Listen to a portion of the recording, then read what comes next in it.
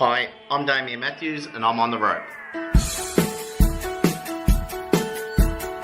You're listening to Australia's #1 ski racing podcast, On the Rope, sponsored by Coldie's Tow Bars and Bull Bars, featuring Chelsea Stevens, Jack Coldrake, Mick Kelly, Dave Bishop, Tim Horbury and Wade Bennett. My name's Mick Lumpton, now let's head to the 10.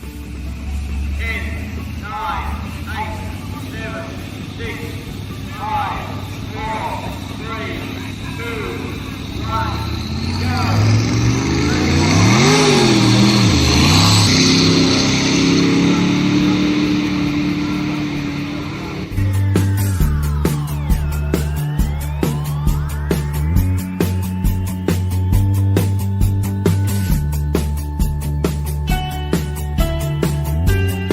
Welcome along to another episode of On the Rope podcast. My name is Lumpy and I really hope you enjoyed a walk down memory lane with Lester Fremantle in the last podcast.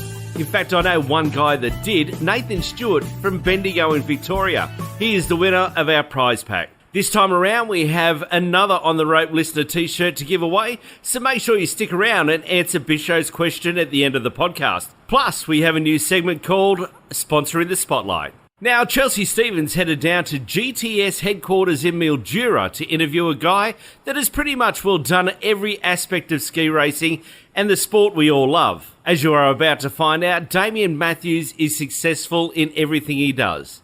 Enjoy. Welcome, Damian Matthews, to On the Rope podcast. I'm very excited to have one of the best in the business in the room with me today, and I'm sitting here in GTS HQ or G1 Logistics HQ. Beautiful boardroom here, full of toys like always with Damo.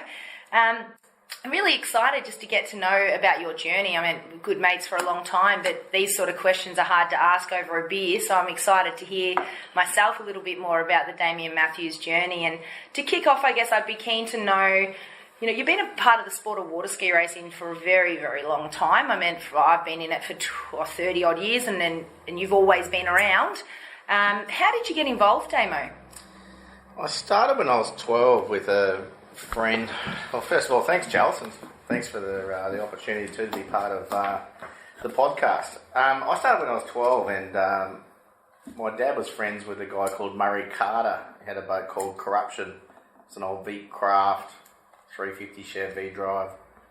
And he asked me to come out and have a go at Lake Hawthorne with a 75-foot road with a bar out the front. And that's how it all started. I think I was doing 40, 50 mile an hour. I think I was flying. You got to start somewhere, don't you? It's good for the listeners to know that one of the best in the business started off at 40, 50 mile an hour. Like all of us, we've all got to start somewhere. I guess you're a man full of big aspiration. It's pretty easy to see that from the outside. And what were the dreams of the young Damo Matthews, or were you more just about having a good time back in the day as a youngster? Oh, I had that competitive spirit from a young age, and I was involved in other sports outside the water skiing. It was basketball, and I won 8 best in Ferrises in a row. I played football, which I enjoyed, but the most enjoyable was ski racing. I couldn't do it all, so I moved into ski racing. So although I wasn't that good, I really had a real hunger and an appetite to win. Yeah, that's interesting. So you've sort of, even though you chose water skiing, you were better at basketball and footy probably, but your love was for the water skiing. At the time, for sure. Yeah, that is interesting, because you find sometimes that people follow what they're good at, but you followed what you were passionate about. What I enjoyed. Yeah. And then worked harder. Worked very hard. Very interesting. You started your ski racing career as a successful skier, and it's interesting because some of the newer ski racers may not even know that. They may know Damian Matthews that observed in Team Hell and for Hellraiser for many years, and I know I've always followed your journey and learnt about what you did back in the day, but fill us in, I guess, on starting your career as a skier, and how did you get to the top as a skier and such a youngster? You fill us in on what you did do, but you were skiing in superclass from a very young age. And how did you go about doing all of that? Yeah, I think some of the benefits was growing up on the Murray River at Golgol and having that river in your backyard. You had that access to do a lot more training. I become a smooth water fast skier really quickly, but I struggled when I travelled around the country in that longer distance rough. That took a lot of work to condition to. but having that Murray River at home was certainly one of the advantages. And you skied behind some pretty cool crews back in the day? Yeah, had a lot of fun with Ted Hurley, with the recovery. Graham Ritchie, I done a lot of racing with Graham when he had aggravation. A lot of VSTC. Graham actually took me to Sydney a few times with the 8-litre boat, racing against the super class boats. And then as I got better, I got invitations to go up to Lion Island with Stan Najar, with Network, with Ian Dipple, which was good. I think that race got, we broke the record by 10 minutes. And then it got cancelled for some reason. I didn't run it anymore. And then I got some invitations with Top Gun, and one of the big wins up there was the Sydney Bridge to Bridge and the Sydney Series. And by the time I was 18, I'd nearly won most of the races in Australia, including King of the Murray with Island Cooler, and probably my biggest highlight as a skier was Australian Open Men's. Back then, the era of ski racing was, the amount of entries was solid. I think back at the time then, Australia probably had half a dozen of the strongest men in the world with the Robertson's family, and there was a lot of others, so it was very competitive. And I remember the sort of hit out I had with Paul Robertson in the Australian Open Men's was great. He unfortunately had a fall right in the last lap, well, neck and neck. You did, and I mean, it's so true. You come out of an era of some amazing names. You've got your Paul Robinsons, your Ian Dipples, Stephen Robinson as well, and even the Dominks boys are all in there. And I've actually looked at some results back in the 90s in the Open Men's and late 80s, sort of early to mid 90s, and there's some serious fields. So we're talking 20 to 30 men lining up that all could have had a chance at winning. So how did you go? I mean, you just mentioned as a youngster you weren't the best water skier. You were probably better at basketball, but you actually then turned that around to, prior to the age of 18, nearly winning all the races outright. That's a crazy achievement. I'd love for the listeners to know, how did you turn that around? Was it just your passion and you put the work in the gym and on the water, or how did you do that? Oh, without a doubt, you got to put the work in, but I think it's that desire, of that hunger, the appetite to win, and there's a lot of us that have been through all that and experienced that, and once you got that, the work just comes to second nature, because if you lose, you work harder. If you lose, you work harder again until you win. Yeah, I do. I mean, I know with my Open Women's World title, it's the same sort of thing. I won one selection race, that made me want to do more work, because I knew I had to work harder than what the girls were doing to win. So it's a bit of that, isn't it? The work, although it's the hard piece, comes easy when the mindset's there. It certainly is, and I could ski as fast as anyone in the world at 18 in an F1 race for half an hour. No problems at all. But I couldn't do the second half. You needed I had a lot of falls. I didn't have the endurance, so that was something I lacked. The speed was something I didn't lack. So you had to, and I think it's funny, because I think that's I shouldn't say a Victorian thing, because the New South Wales people would love that, but it is a Victorian thing in the fact that our format of racing for many years hasn't built us to be endurance skiers like the New South Wales skiers, I guess. Yeah, we didn't have that endurance races. We used to go and have 6, 7, 8 races. They were all sprints. So that's how we're conditioned. Correct, yeah. And I don't think, my training wasn't as serious as it needed to be. I only got really, really serious in my training the last 18 months.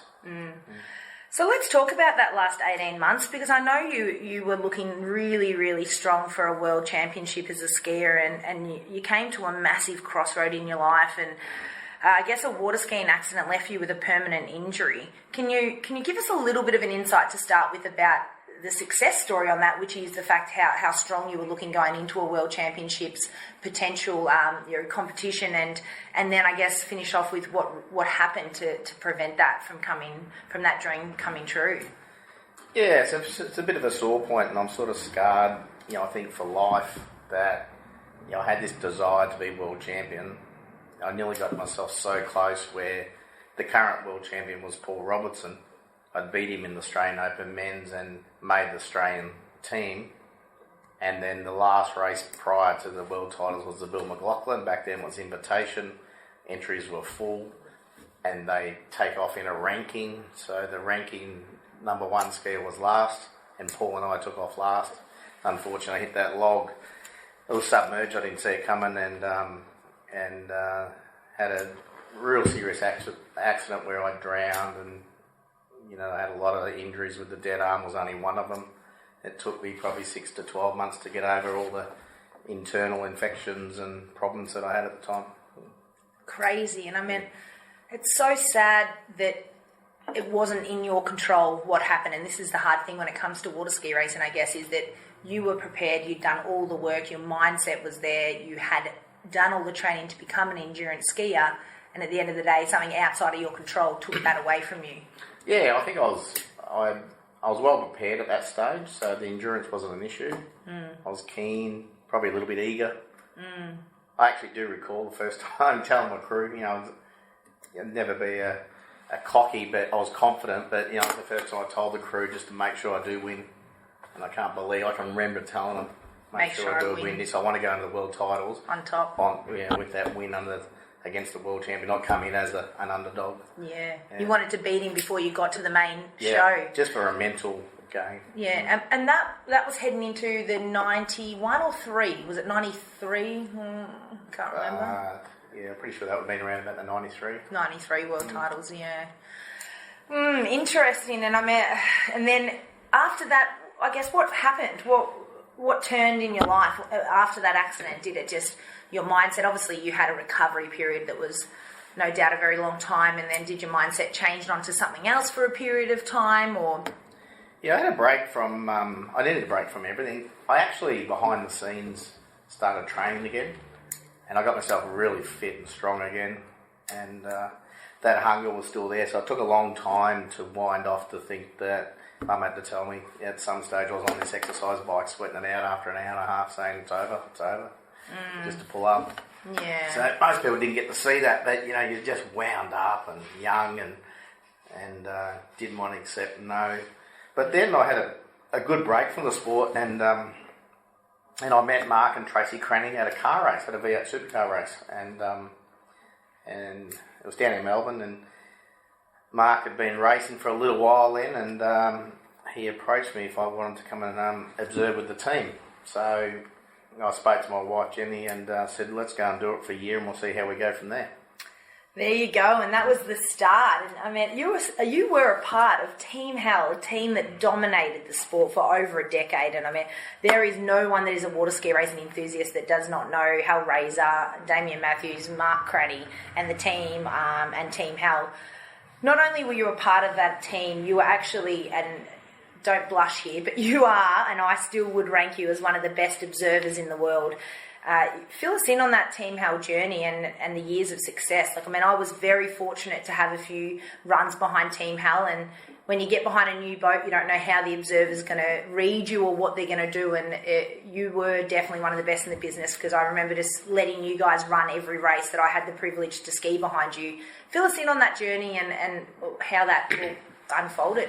Oh, there's no doubt. It was led from Mark, and Mark was a great leader to be under. He had so much hunger and desire to win, and I was very similar. And then we'd put the people around us that were like-minded, and the results sort of come naturally. But it was just a really good opportunity being part of something that was, it was special, and something like that can happen again. But you really, really have to get everyone to click, and to be able to to be able to win, anyone can win, but to consistently win back to back to back to back, and a lot of the risk management and keeping everyone level, and we were certainly dialed in there for 10 years, but there was a lot about winning back to back to back to back that we're proud of, not an actual win. Exactly, And, out of the times where we're sort of pushing the boundaries, we were managing our risk well, where we haven't got a trail of injuries or, we didn't hurt a lot of people, which we're proud of. We won't call numbers because you and I had a chat before we went live on the podcast. We're not really sure of the exact numbers, but I know from sort of looking a little bit, there's multiple, and I'm talking probably double-digit Southern 80 outright victories. There's Sydney bridge to bridge wins. There's not a river race that Team Hell didn't win, and I think there was actually a stage there where you pretty much owned all the records for especially the Murray River races. So an extremely successful team, and as part of that, as you just mentioned, you did manage risk really well, but you also managed volatility or changes in the team well. It seemed you didn't consistently have the same skiers throughout that whole journey. You've towed some of the best in the business over the years. I meant to name a few. Your Daniel Campbells, Grant Pattersons, Jason Walmsley, the main man Wayne Moore, Pete Proctor, Chris Gall, just to name a few. And they're all the best in the business too that have teamed up with you. I'd love to know, as an observer, you see a fair bit in the observer seat of what goes on in the lead up. You're talking to your skiers, you see them just before they jump off the deck, you see them at the end of the race. Is there any common traits you've noticed in these amazing athletes that you've observed for, or what do you think makes these guys tick to want to ski behind a boat at 120 to 130 miles per hour? Yeah, there's a lot of big names there. There's more, including yourself, and I also remember the first world title with Trudy Stout. Oh, Trudy Stout, yeah. And we towed Brendan Stout in early days a lot too on the national titles, and Chris Stout. So, but there's no doubt with all them names that they all had the same goals, the same hunger and determination that they wanted to win. So it was easier to work with them, sort of, just like-minded people. But in my role, I found it a little bit more than an observer, just keeping everything maybe a little bit, making everyone feel comfortable and reading the play and understanding if someone's having a bad day or how far you can push the boundaries. And a lot of the times when we broke the records, we weren't always going as fast as we could because we wanted to get to the finish. Our number one goal was getting to the finish with everyone safe. And back then, with mechanical engines, not all these Mercuries, we needed to make sure the motors got home. So we were looking after stuff and being conservative while we're breaking records. Which is true, actually. And we'll just touch on this slightly as well.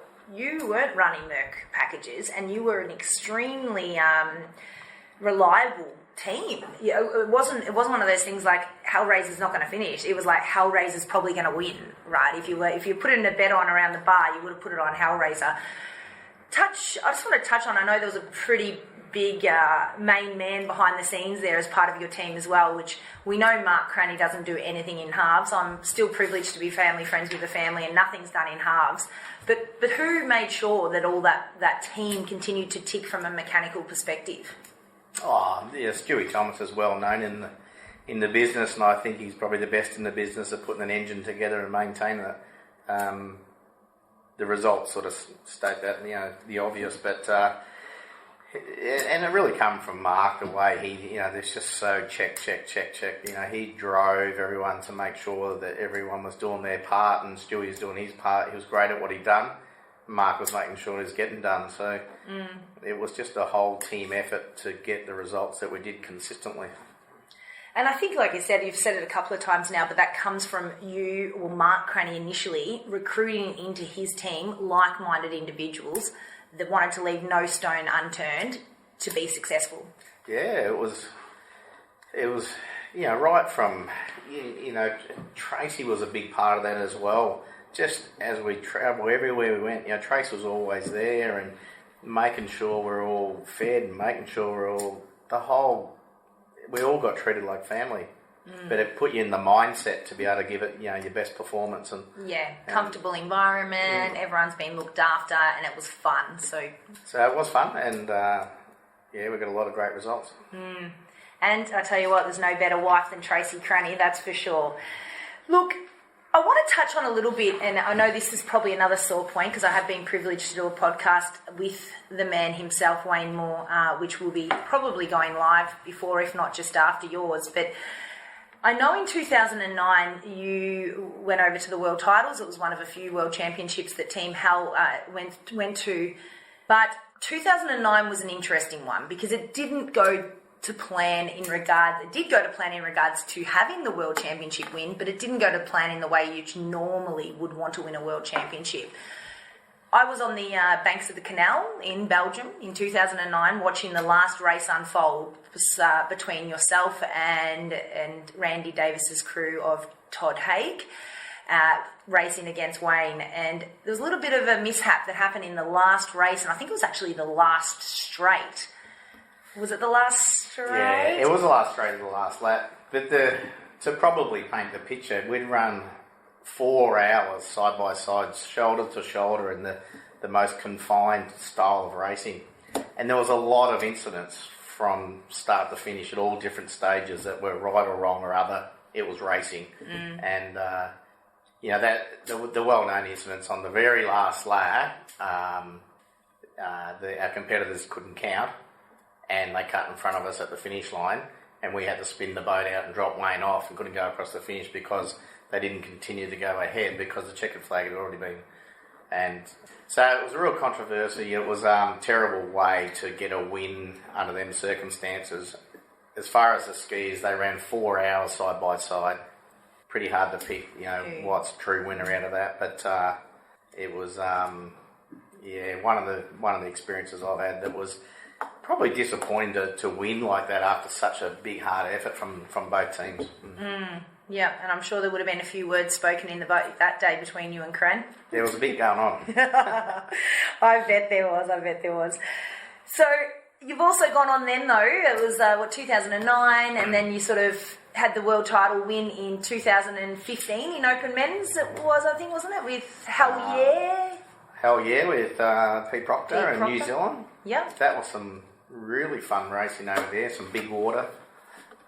Some racing against Daniel Graziano and Todd Haig, and really enjoyed them worlds actually. And Pete was probably right in his prime, so he was just a bit of a treat to tow with his ability and his stamina, and that boat was really, really, really good for those conditions. So it wasn't so, we just come off the back of them 4 hours in Belgium. It was a completely different style. It was still intense, but Pete really dominated them worlds. There's no two ways about that. I think interesting in those worlds though, because correct me if I'm wrong, but Pete, again, it probably didn't go perfectly to plan because Pete had a little mishap in one race, didn't he? And unfortunately had a fall. Yep. But I remember I was competing in those worlds myself, and like you said, it throwed some challenging conditions in windy Wellington in New Zealand. There was some strange water out there, and it was easy to have a mishap. That's for sure if you were having a go. But Pete Proctor, the way he bounced back from that accident was unbelievable. How did the team regroup? You went through a pretty big change out there on the water. You would have no doubt got in the boat and in your mind thought, how are we going to push on? Graziano was right there. Daniel Graziano was right there on points. Still had a couple of races to go. How did he bounce back from that accident and you as a team to take that win? Yeah, Pete, credit to himself. It was just a real small error that made a big negative result, but we're pretty comfortable in the lead at the time. As a team, I didn't feel that we actually arrived at the time of the incident, we weren't really pushing the boundaries. But I think that's why Pete turned it around so quickly. He was so disappointed in himself, took accountability, couldn't wait to get out and turn the result around. He came out charging the first straight, the first lap, the next race, and really, really pushed the point. So, that's a sign of a true world champion. Just accountability, get up and make it happen. Yeah, and he was sort of pretty belted up too. So I meant really the sign of mental strength, because no doubt he would have been a bit sore. And as we know, race days in the world titles are only 1 day rest. So he's just bounced back on the ski, and he mentally knew he was there. Like you said, you had the big lead before the mishap, and he's bounced back and just made it happen, which is really impressive as a team all up.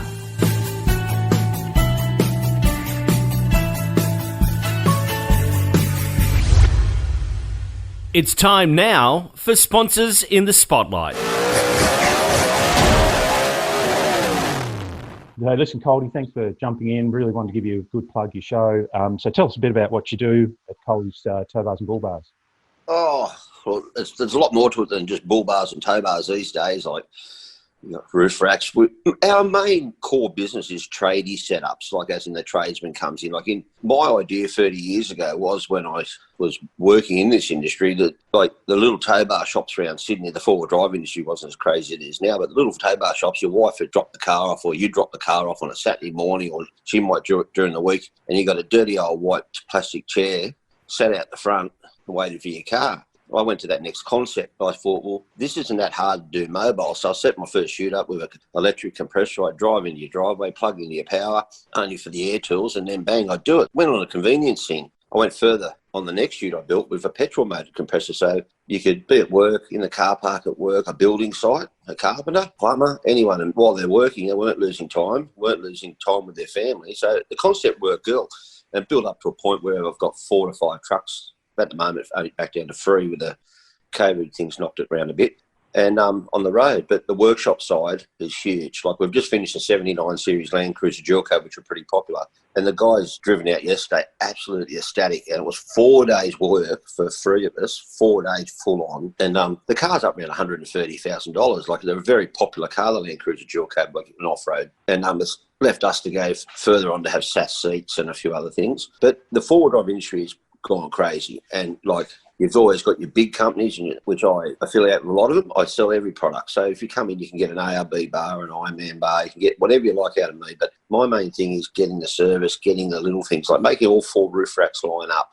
I have a new concept on the way. Yeah, you were telling me about it earlier. Pretty awesome. Yeah, the COVID-19's brought on a few things. Like, the business sort of went, I shouldn't say away from it, but we sort of diverted down with the big fleet stuff and had a different way. But the people that I first service still need that service. Like, Tim, you're in an office block and you're working away, hammer and tong on your business, and you need a set of roof racks so you and the wife can take your push bikes or kayaks or etc. away.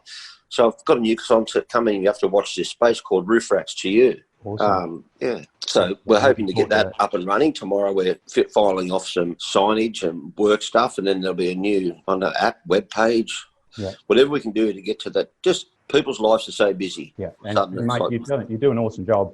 You know, in previous work lives, I've had work colleagues had work vehicles that you guys helped out with. So that was one of the more recent interactions, and I do know you helped my brother out a fair bit with the wheelman system. Time's valuable.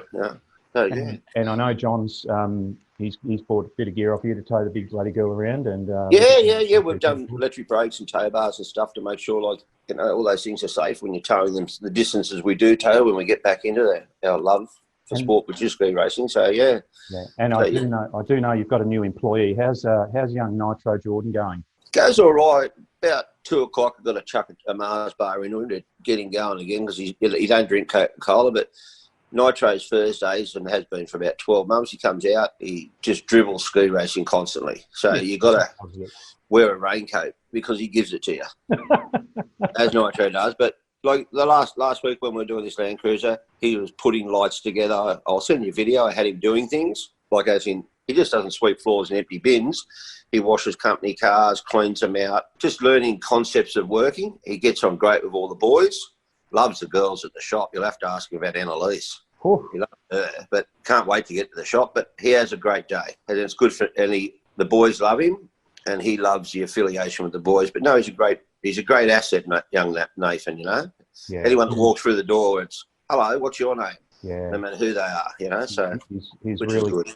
He's really good until you put a microphone in his face. Then he's not too keen. I did that at the New South Wales Ski Racing Series Day one day, and he backed off big time. But everyone thought it was hilarious, but he wasn't too impressed. But no, I do really rate him as a young man, and he does love ski racing. There's no doubt about it. Oh, lives and breathes it. Yeah. The old microphone or the Easter Bunny. You get someone in an Easter Bunny cot, and he'll run 10 quicker than, like, Michael Jackson. He hates the Easter Bunny. I don't know what it is. Must have flogged him one day. Well, mate, it's been great chatting about your business. Cody's Tow Bars and Bull Bars. We really, at On The Rope podcast, are so grateful for your assistance to get our podcast up and going. It's a lifelong association with you and your business. We all know you. Everybody in ski racing knows who you are. Mate, it's been great chatting. No worries, mate. That's all. Thank you. Now, I personally feel there is a correlation in successful athletes that then transfers into business people. You, my friend, have achieved both. You're an extremely successful athlete, as we've spoken about. You've won outright races as a skier yourself. You had some amazing days back in the Island Cooler days, and I've actually done a podcast on Larry Welsh, who spoke extremely highly of towing the youngster Damian Matthews. And you've moved on to then transfer that skill or that mindset across into business. How have you overcome, I guess, all the hurdles that have been thrown at you, and fill us in on what it takes, I guess, to not only be at the top of sport, but in business as well, because, I mean, we're sitting here in HQ and this is a big setup, and you are the main man that have run this. And talk us through the business a bit. And I initially, when I met Damian Matthews, and don't be offended, I'm sure you won't, was like, oh, his dad gave him this business. But then when I got to know you and actually learnt about your business, yes, your dad may have started off, but you have absolutely grown this business to this massive beast that it is today. Fill us in on how you've overcome everything to get to where you are. Yeah, it's been a bit of a journey, and I think there's no doubt, I got a bit of a start in life with Dad, and I certainly don't forget that. You never forget where you come from, but, from where we started to where we are today, there's a massive journey, and most people won't realise in 2008, January 1, that I bought the business as well. So I bought GTS, and G1 wasn't even started. And G1 I started on my own. It was a separate identity, different ABN, and it was good to have a couple of logistics businesses to grow for different reasons. But I haven't done university degrees or anything like that, but I have a hunger I want to be successful, and you keep on learning all the time. But I guess more recently, in the big growth of the business, I'm starting to learn as I mature that, getting too far and too involved in the business, which you naturally always want to do, went against me. So pulling back and letting your people run the business, but making sure that you have the right tools to analyse and the right dashboards and reporting so you can actually steer the business in the right direction has been a lot more success for me. And that's a little bit of that don't work in the business, work on the business type saying, isn't it? And you and I just had a chat then before we started recording, so I want to try and recapture that amazing conversation we had. You now exactly said you've stood right back. You're not dealing with any small issues, and you now literally call yourself the business analyst in a way. You just analyse everything that's happening in this business, looking for the 1%ers. Let the listeners, give the listeners a little bit of an insight into how that works. Yeah, there's probably a step leading into that is to make sure that you create your team. And if you haven't got the team and the confidence, you can't step back. And it took a long time to create the right team and the structure. But I've certainly got that in place now. And stepping back, I just feel like I'm more balanced. You're a level, you're making better decisions rather than being agitated, being part of all the highs and lows. You're not making the right leadership decisions for your team, the customers, and for the business. So, yeah, it's a different... you naturally just want to get in and go. But you've got to pull yourself out of that and let your team get involved with all the detail, and you make sure that you're just leading the ship in the right direction. And there's a bit of correlation there in regards to business and the water skiing, in the fact that have confidence in your team. Because I know that as a skier, one thing I always struggled with until I got my amazing crew, and especially Christian Apps as an observer who stood by me for a decade, it's hard to let them run the show unless you have 100% confidence. And I think that's something that did come when I did have the privilege to ski behind Team Hal or even Marcus Cranny, that I had confidence, and you can get your best results with confidence in your team. So you're pretty much just saying you pass that confidence to your team, and now you're just really the business analyst and overseeing the 1%ers in that way. Yeah, and you understand where your strengths and weaknesses are, and I put my strengths are in that business development. Mm-hmm. In that selling the concept to the major blue chip customers, and I enjoy being part of that. I know that's what I do well, and so I keep putting my ear in that, whereas I don't want to get in and manage all the drivers and all the people and all the day-to-day stuff where you get frustrated, so I don't do that. Yeah, and that's where you keep yourself in a calm state and a good mental capacity to be able to run the business and drive growth in the business as well. Just so the listeners know, I think both Damo and I have matured over the years, because this is actually the Tuesday morning, 7 a.m. after a long weekend, and we are both here, bright-eyed, bushy-tailed. So a bit of maturity comes along with that business growth too, no doubt. Yeah, look, no doubt. Everyone knows I've enjoyed myself, but it's too hard now. I get a little bit older too, and still enjoy myself, but being in this morning, watching the sun come up was actually quite good, and just a few surprised people see me as I'm walking around. It was actually quite good. Yep. Can you, do you think when you had, and I mean, I know it's a really sore point, so I don't want to keep retouching on it, but when you had your accident, Do you think potentially then it triggered you across to mainly maybe focusing on having a crack in Dad's business and going, I want to own this now that you'd lost the dream of becoming a world champion because of the dead arm incident? Do you think that potentially got shifted across back then? Oh, there's no doubt. My father would point me in the right direction to put. I had plenty of energy, but in the wrong area. So he gave me the opportunity to put the energy into the business and learn. And the further I went, the better I got. Like you do with whatever you put your mindset to. And still today, I think I'm still learning, and I'm still not where I want to be. So we're growing at a faster rate than we've ever grown at off a bigger base, and I don't feel satisfied. And I really do believe that people that have that energy can focus it anywhere. I know I sometimes think I have a little bit of ADHD, but if I use it in the right way, I think it is quite beneficial in my life. But you are right, and it's good for the listeners to hear you say that everyone is, like you as a person who is an extremely successful athlete and businessman, is always learning. It's a big thing, and I'm always listening to podcasts these days. I'm always reading books. I'm always trying to upskill myself, because not only are we learning as we go, but there's so many new things coming out in today's world. And I mean, you work in logistics, you're in transport. There is no doubt forever changes in your industry, and that's something that you're probably wanting to try and keep on top of. Yeah, we see some big changes. It's about reading the play and positioning the business in the right place, and especially with all, the COVID we were a big part of the supermarket supply chain, so it went crazy there for a while and couldn't keep up, and then the following month we had nothing to do. So it's been able to adapt your business to what the volumes are, and now the big thing is purchase online. We're now getting involved in logistics on doing a little bit more of that door-to-door. Which is interesting, because before we jumped on the podcast, we spoke about Amazon, and Amazon as a company is a logistics company, which is online purchasing.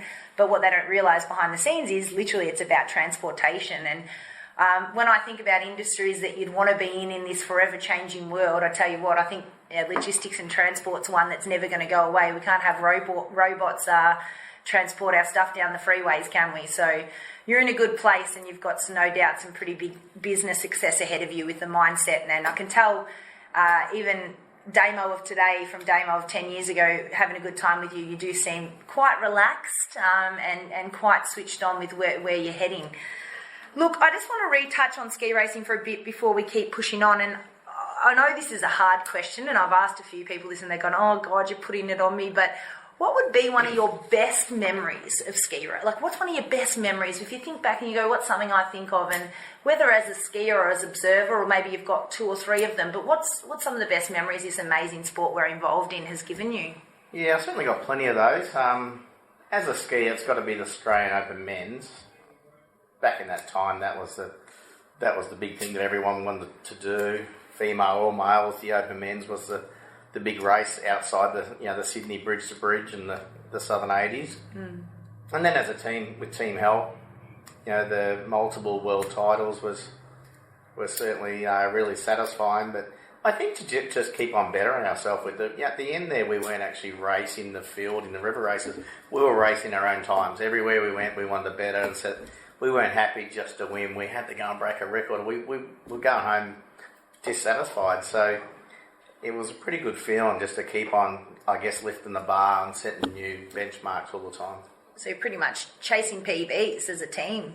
Every race, every river race. Which, like I said, it's not, you can't say Team Hell was the same 4 people the whole journey. So kudos and hats off to you and Mark Cranny, because you two were Team Hell, and you had skiers coming in and out, which you obviously selected to fit into your team environment, but you did an amazing job in holding that team together. It's such a high level of success. How does your mindset, competitive spirit, as you used earlier in the podcast, passion and I guess perseverance continue to play out in your life today? I mean, we've touched on business, no doubt that's a huge part, but is there anything you do, or mainly to keep yourself on track? Oh, I don't think there's anything precisely. It's just chipped in you. It's embedded in you. Yeah, and I can see that the more focus and the more energy, the more return. So it's quite easily that the more you put in, the more you get out. I find that with my kids now. You know, my father of 2 boys, and they're 10 and 12 now, and I'm actually really enjoying now just watching them grow up and try to give them the best direction I can, and I'm really enjoying that side of life. I bet. They're 2 very active boys these days, no doubt too. But before we touch on the family, because I do want to have a talk about Jen and the boys, there's a lot of kids out there and competitors who aspire to be like yourself. And sometimes that's weird to hear, but it's true. And there's even observers that no doubt wish they could have had the experiences that you have had. If there's one thing you would say to these kids and competitors, one word of advice or one sentence of advice, what would you say to them? Don't give up. It doesn't always come easy, but you need to keep on. You've got to keep your motivation regardless of your results. And then when you get knocked down, you've got to get back up and you've got to go again. So it's that positive sort of mindset. You've got to have that. If you've got the hunger and desire, it will come, but you've got to keep pushing for it. And don't worry, no one knows that better than me, Damo. It took me, I think it was 16 years between World Championships to actually win one, and a few people telling me it was never going to happen. So you are right. If you've got the desire and you've got the want and the will to actually do the work, you just got to pursue and not give up, and make sure you put yourself in the right environment and the right team as well. Oh, you certainly got to be around the right people, but if you've got the right attitude, that certainly comes. It's interesting because I have read a book once actually that talks about the secret behind the law of attraction. That usually, if you're, as you said, you've spoken about mindset and like-minded mindsets a few times in the podcast, and this book talks heavily around the law of attraction, that you actually attract people into your life who are of a similar mindset and sometimes I guess a similar sort of attitude. Like you and I have had a fair few nights having a good time, so those sort of law of attractions do play out, I guess. But let's get back onto the serious stuff before we let the listeners know too much information. You, my friend, are also a family man, as you just spoke of your 2 boys, and lucky to have an amazingly supportive wife in Jen, who has followed you around the world and let your wings fly through through business, sport, and everything outside of that. Jen's always been the quiet one. It took me a few years to get to know her well. I thought she was the quiet one, but she also has a bit of a crack and loves a good time like yourself, Damo. Fill us in, I guess, on a bit of the home life. I mean, it's not all business and sport. You've got some pretty cool people behind the scenes as well. Yeah, I've been a little bit lucky, but everyone's got choices, so you choose your partners and what you want to do there. But Jen's been very good for me to allow me to follow my dreams and travel. And, I feel the early days there that maybe I wasn't the best father that you could be because you're a little bit selfish on you want to achieve your own achievements. But I'm certainly catching up quickly now and giving them every bit of time I can. That's both my boys and Jen, and I'm probably really enjoying life more today than I ever have with all the time together. So we're in a good spot. That's helping with today's business, lifestyle, watching just the whole picture at the moment. We're all working together well. Yeah, and how old are the boys now? Jordan's 10 and Dane's 12. Dane's got a real passion for aviation. Wow. So he doesn't want to work for me, but so he might be able to do flying transportation. So he wants to be a pilot, and so it'd be interesting to just get behind him and yeah. And there's a flight school in town now, so there is. Yeah. So he starts when he's 15. He's studying now. Yep. But he'll start the flying when he's 15. He'll have a commercial pilot's license by the time he's 18. Yeah, that's cool. And you might be able to buy a plane and he can fly you around, so he will work for you. Yeah, well, that'd be nice. But I guess on the family front, you talk about you feel like potentially in the early days you may not have given them all the attention, but to be honest, Damo, I like what you've done because you've now, at the age of 10 and 12, when they really need their dad, they need that direction. They're making pretty big life decisions in the next 5 years, 15 or even in the next 5 to 10 years, 15 to 20. And you're there now because you can be. And you just spoke about the fact that you can now help your son get his PPL when he turns 15 and go on to hopefully become a commercial pilot. But you've done that.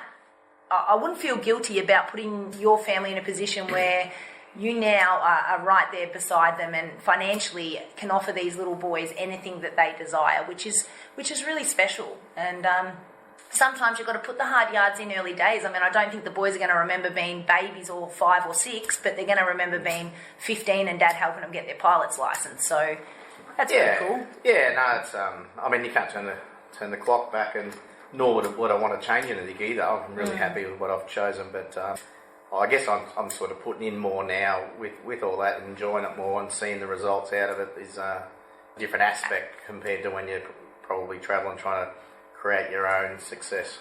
Yes, I see what you're saying. But creating your own success, all with your beautiful family in mind of setting them up as well, which is really good. Are either of the boys into skiing? Do they?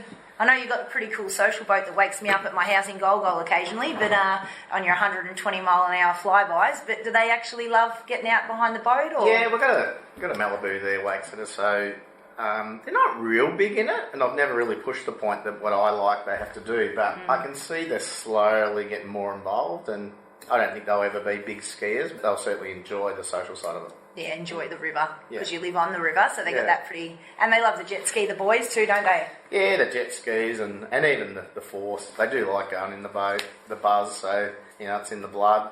It's in the need for speed. Well, becoming a pilot, he obviously likes some sort of risk. He's a bit of a risk taker. A recent toy is a new simulator that I've got in my man cave, and I'm noticing that the kids are probably starting, especially Dane, is loving using that as well. So you can drive F1, supercars, trophy trucks. You can do whatever you want. And for the listeners, you can't see what goes on in this boardroom as we chat, but I did get a photo of the simulator, and just if you check out Rick Kelly's simulator he's using in the V8 series at the minute, Damo Matthews is probably, if not better than that setup. So pretty impressive, and I'm sure the boys do love that. That's really, really cool.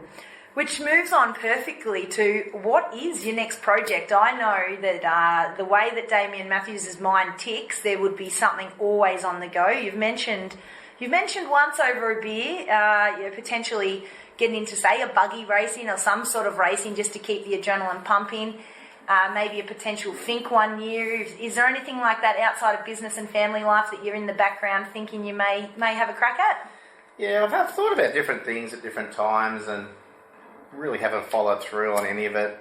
I used to do a little bit of off-road racing with Bradley Gallard, and so I had a little bit of a taste of that, and to do something with the Fink Desert Race would be fun, but the amount of work involved in the whole team, and I'm getting a little bit older now, I don't think that will happen. And now the bigger projects in my mind right now is more commercially bigger properties for the business, building another house, holiday houses, and so I have a desire more to push probably business and family life. Business and family. I'm sort of been too selfish over the past, so I don't think I'll be actually doing anything competitive, unfortunately. Oh my gosh, not only is he here at 7 a.m. after a long weekend, but he's also hanging up the socks from a adrenaline junkie and taking on family and business, which is really cool. And it's I love hearing that, because as a mum now, and that's a big word for me, isn't it, Damo? Who would have thought? But as a mum now, I guess I can appreciate what you're saying, because I watch Mia learn to roll over and I'm jumping out of my skin in excitement, which is pretty funny. So I think sometimes you really do get the happiness and success that you used to get through sport, through watching your children do things. And you just spoke about Dane, wanting to get his pilot's license. And imagine the first time you go out there and watch him fly the plane. It's going to be as cool as winning a Sydney Bridge to Bridge outright or something. So it's interesting, isn't it, how as we get older your sort of mindset does change, and your vision on what you want out of life is also changing. I took Dane to a 737 simulator in Adelaide. So it was a full-size plane. We flew from Adelaide to Sydney and back to Adelaide as in a simulation. Wow. And he had a pilot next to him, and just to watch him do that was enough to encourage me just to keep following him now. And Jordan. That's really, really cool. Now, when we, I guess, I want to finish off with something for the listeners to get them cranking, and something that they potentially may not have known about Damian Matthews, and be good to share with them a little fast fact about Damo that not many would know, if anyone, and just a little bit of an insight into the Damian Matthews outside of sport, business, and family life. What do you got, Damo? I haven't got too much to share on a podcast, Chelsea, but there's certainly been a lot of memories, but I do remember very clearly getting kicked out of a major resort in Australia with a female world champion skier one day from the fire alarm going off, which was quite funny. But and there's been a lot of other events, but maybe not for the podcast. Oh dear, yeah. Look, I didn't expect him to throw me under the bus, guys. But yeah, I do remember us standing out the front with around 400 odd other patrons from the hotel, and at about 4:30 in the morning. Probably wasn't our smartest decision, but that was way back in the day. We're much more mature now. We would love to thank you for your time, Mr. Matthews. We are sitting here at G1 Logistics and GDS headquarters. There is staff and trucks everywhere, and this lovely gentleman has taken his time out of his morning for us to listen to the journey of Damian Matthews, which is one that truly I aspire to what he's achieved, not only in sport but in business, and an amazing athlete, an amazing businessman, and now sounding like a pretty big family man. Before we actually finish, I'm intrigued to know, you mentioned holiday homes. Where are you looking at potentially? Anything in mind? I just wanted to, for my own knowledge more than even the listeners. Let's just start to look. Mildura is a great place to live, but we want to have somewhere else during the winter time, so it might be somewhere closer to Queensland, somewhere where there's an airport not too far away. Mm-hmm. Not Port Douglas? Maybe Hamilton Island. Oh, Hamilton Island. Yeah, that's nice. That can be a little winter escape, I guess, because in summer it's pretty cool being out down here on the river. Yeah. You just need a bit of a balance. It's nice here, but it's freezing in the winter, and we're getting to the stage now where we can do a bit more travel, and who knows? Who knows what's to come? Yeah. Oh, lovely. And then, well, I can't wait till you get your Hamilton Island holiday home so I can come and visit there as well. We might do our next podcast on the deck of that place, I think. But look, thanks, Damo. I'm going to pass over to you just to say thank you to anyone, I guess, who's been a part of your journey. No doubt, don't forget Mum and Dad, because they're a pretty big piece. But pass over to you to finish off. And like I said, we really appreciate you coming on the rope. I'm sure the listeners are going to love the journey of Damian Matthews. If I recap on what I've got out of this, and one thing, well, a couple of things that are very common in all the amazing people I get to talk to is mindset, not only the mindset of yourself, but the mindset of the team, that will to want to achieve, that competitive spirit, just filters through everywhere in all of my podcasts where there's been successful people. And one thing I do take on board is that never give up attitude. So for all the listeners out there, Damian Matthews has not got to where he is today by sitting back and hoping it's going to happen. He's never given up. He's experienced the highs and lows throughout sport and business. To overcome a major injury and live the rest of your life with a dead arm and still be as successful as he is an amazing achievement. It's great to listen to the story, Damo. I'd love to thank you on behalf of not only On The Rope but myself. You're a good friend. I appreciate you taking the time, and hand over to you just to finish off and thank anyone. Thanks, Charles, and well done with this podcast, On The Rope. It sounds pretty cool. I'll make sure I tune in and have a listen to some of the other interviews. But, my success is, this is like most people, it's all about all the people around you, and it starts from family to back when I was skiing, to all the guys that had the boats and let me have a run and give me the opportunities, through to Mark and Tracy Cranny with the Team Hell and all them skiers that made us look good. And so it was a big journey, and I don't want to list names because you end up forgetting names, but it was about all the team and all the people around us to create the result. Awesome. Thanks, Damo. I'll let you get back to business as usual. Thanks, Charles.